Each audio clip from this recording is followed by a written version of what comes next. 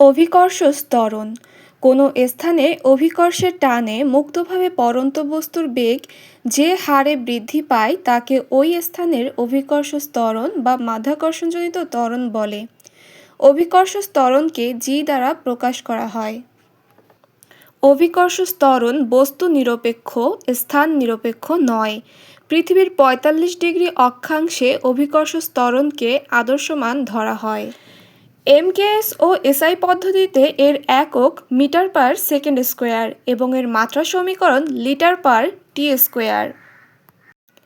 মেরু অঞ্চলে জি এর মান সবচেয়ে বেশি, অর্থাৎ 9.83 মিটার পার সেকেন্ড স্কোয়ার, কারণ সেখানে পৃথিবীর ব্যাসার্ধ সবচেয়ে কম।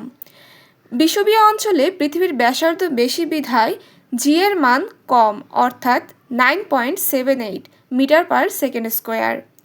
জি এর আদর্শ মান 9.8 মিটার পার সেকেন্ড স্কোয়ার, অর্থাৎ মুক্তভাবে পড়ন্ত কোনো বস্তুর বেগ প্রতি সেকেন্ডে 9.8 মিটার পার সেকেন্ড বৃদ্ধি পায়। পৃথিবীর ওপরে বা অভ্যন্তরে গেলে জি এর মান কমে। পৃথিবীর কেন্দ্রে জি এর মান 0 এবং ভূপৃষ্ঠে জি এর মান সর্বাধিক।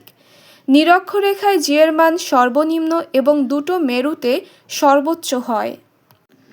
তিনটি কারণে অভিকর্ষ ত্বরণের পরিবর্তন ঘটে, যথা উচ্চতার পরিবর্তন, অক্ষাংশ পরিবর্তন, পৃথিবীর ঘূর্ণন ক্রিয়ার বা আহ্নিক গতি পরিবর্তন।